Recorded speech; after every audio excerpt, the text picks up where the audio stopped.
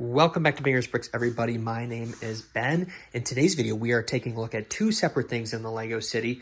First and most importantly, we are going to be building set 76300 and placing it in the Lego City. Yes, that is Arkham Asylum. I am stoked to build this and get it in the Lego City. I have two primary areas that we're looking at. Yes, over here on kind of our superhero slash Ghostbusters tier, and then also right here next to the Manor von Baron. So two great places that we'll take a look at. On the other side of this too, I know that we talked last time about a little bit of the wood grain that was still showing from our second tier, so we will be trying to cover that up with a retaining wall. So let's take a look and let's get started. Well, this won't be much of a build and review as much as it will be just a quick little review before we get it into the Lego City, as we already have everything built. Sons and I got a little excited. We built everything in the matter of just 4 or 5 days, so excited to just take a quick little review with you guys and then get this quickly into the Lego City here. Arkham Asylum came out September of 2025, so it has been out for a little while. Again, part of the primary reason we're not going to do a huge review here is I know most people have seen builds and reviews already, but did cost right around $300, right around 3,000 pieces, and 1 billion stickers later over here. We are finally finished. Now I say a billion, but you know, if we want to be a little more accurate, I believe it was like 65 stickers, but still an absolutely insane amount of stickers. If I'm going to give a negative review, that is the biggest negative, downside for me. I know other people's had it as well. I do think that some of the stickers were very unique and very cool, and I thought that, leaving those would have been fine, but if we could not get just a few printed pieces, would have been great. But I do love some of the cool Easter eggs of hitchhikers, maybe supervillains, smile, you're on camera, as well as just some of the different like artwork with, Penguin on here, Metropolis, Vote for Harvey Dent, just a lot of cool, really cool Easter eggs. And I think some of them would have been really cool if they just would have been printed, like Arkham on the front here. Would have been super nice printed. Love the little gargoyle pieces here. Definitely not something that I've seen. Maybe somebody else can comment below if they've seen that in the past. But just in general, really like the minifigures. I know some people have had really don't like the orange jumpsuits for all the different minifigs, but I really think that's a cool little touch, especially if you're trying to collect all of Harley Quinn or the Joker. I do think that it adds a cool little array of collectability here, but a lot of cool minifigures here again, consisting of Bane, Killer Croc, Batwoman, a couple of different guards. We have Scarecrow, Harley Quinn, we have the Riddler, Mr. Freeze, Batwing, just a lot of cool different minifigures here, and I really actually love the touch of the Angel on the front here. Again, a lot of cool little unique pieces on the outside, but let's take a quick look on the inside. So just like most modulars, especially any sort of like superhero modular, looking back into like the Daily Bugle, I see a lot of similarities from, getting the, Gotham City News, having that news article of the Batman Returns. You get, some security cameras with the actual like security camera above. You have like a little body scanner over here that you walk through to get into the jail cells over there. You have like a little layout of the actual jails itself, a little stand-up mic with Mr. J, and then you've got like open all cell doors, got a little maximum security door here, probably made for the Joker with some like padded walls on the inside, a little busted out wall here on the side that, looks like somebody broke through. A little camera as, you're processing, an inmate, putting him into their jail cells. One thing that I actually really liked with these jail cells that I thought was super unique was just the little garbage can over here. It's tied to the jail cell doors, and you can just pull on it. It opens or closes them. The one downside I would say is that they are pretty tight, but in general, I think it looks super cool, and some of the different build techniques, especially with the sliding doors, the beds on the inside, and then just, although they're all sticker pieces, definitely some cool little Easter eggs. In the second story, we're going to see some similarities, with, the x-ray machine or the body scanner as you're walking in. Just like on the first floor where we had the dumpster that moved the jail cell doors, we have like a power box or electrical box here that does the same exact thing, same exact motion.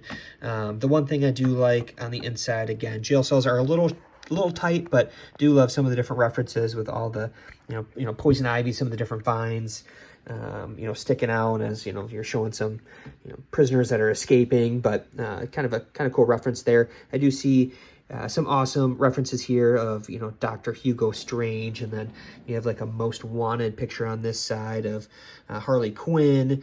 On this side, we're seeing a menu with, laughing soup and stuff like that. Just more references again to some of the different minifigures that are included here. We do have some, like a little, poison, water cooler here. As you see, Scarecrow, probably going to poison the water hole here, and, the water supply to Gotham. So some different references, but also just, very unique build types here as well. So just a couple of very last minute things just to point out. I really do like the Watchtower. If I was going to pick a couple of my favorite minifigures, it'd definitely have to be Batwing and Batwoman up here. I love some of the different capes that were included in this set. With Batwoman, and then Robin has just kind of that swooshing cape along with Batman. Just some awesome cape designs that honestly I haven't seen with many minifigures. Again, I don't collect a ton of DC. Love DC movies. Just again, haven't found any cool modulars like this to include in the Lego City. So excited to do that. Last thing is you can pull out some of these backers to get a little bit more of a play style here with some of the different jail cells. I know my kids were pulling these out and putting them back in, putting minifigures in, pretending they were in prison, I guess. So some very cool build style techniques. And again, just in general, I definitely am really excited to get this Lego set into the Lego City. So let's do so. Don't worry about the mess in the Lego City right now, but let's take a look at Arkham Asylum inputted into the Lego City down here on the end.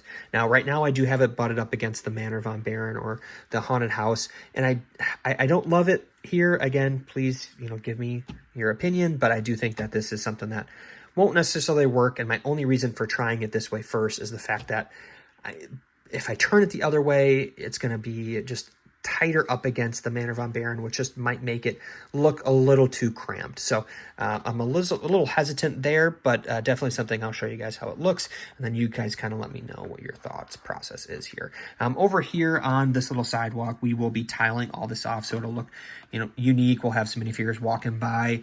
Probably not the best place to walk in a Lego City next to an insane asylum, but to each their own. But let's get this flipped around so you guys can see what it looks like.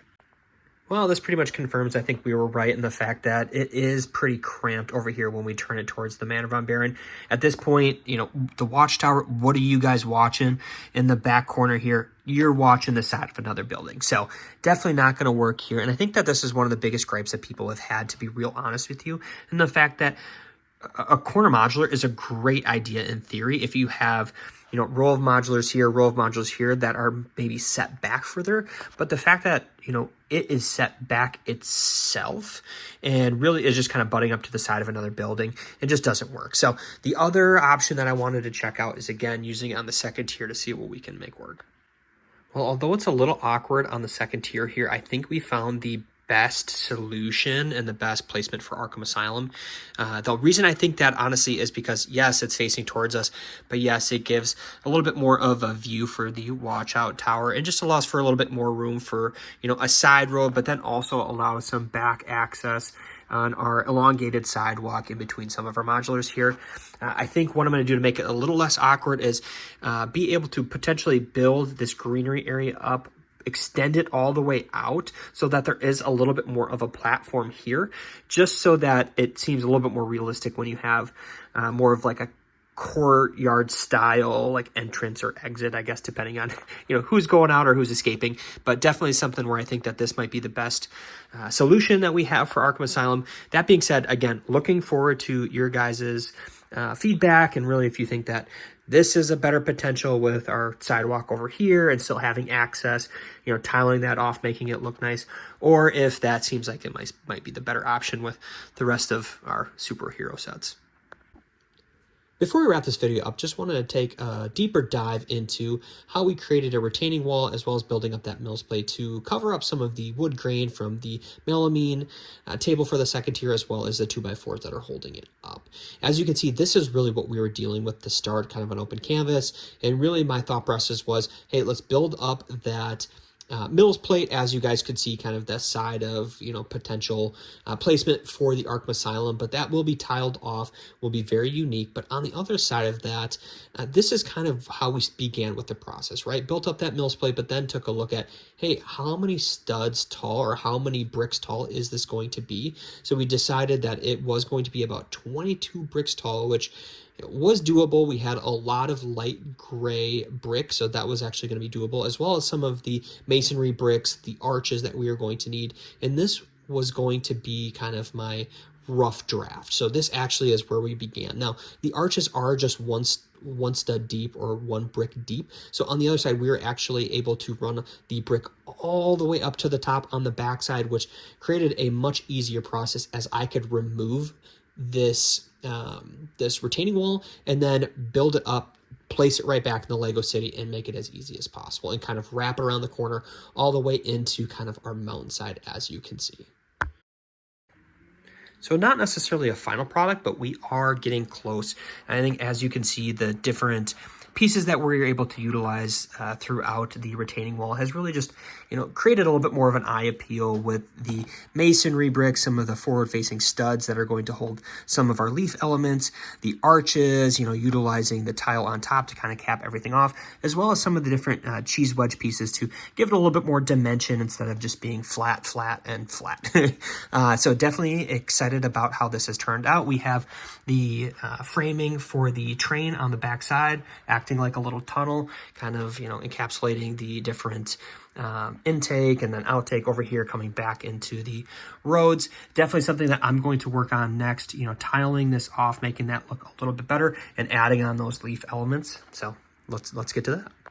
As we continue to build out our alleyway here, just want to talk a little bit more about the Get Upside app, as it is a free app, free to download, free to use.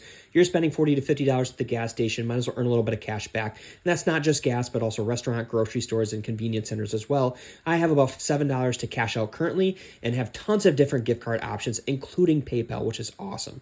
Enjoy earning that cash back. Spend it the way you want. Make sure to use our code 67E9RH. Side alleyway is all tiled off and looking pretty solid. We used the sand blue pieces and then also the 2x2 white tiles. Everything, again, looking pretty solid. We did use some of the tile pieces with a jumper on top just for placing minifigures. We were able to add in a couple of our park benches from our old Lego City, a couple little bushes / trees, and then some of the different greenery on the retaining wall. So everything's looking great. We did end up moving our Sesame Street mock. It was previously down there by Sitcom Tower, but we actually moved it all the way down over here just because it is a corner modular. We have the little wraparound of, more of the traditional Sesame Street style in the front, but then we have the Hoopers, little restaurant / coffee shop on the side, which seems to fit really well with people that are passing by, and then going back into what we will create as a train station at some point here in the future so that people can get on the train, ride around the city, and yeah, the rest is history. But thank you, everybody, for stopping by. Again, make sure you like, subscribe, drop a comment down below. Please give me feedback. Let me know what you guys are thinking. If there's anything that you guys would change, well, I would love to hear it. But have a great rest of your day.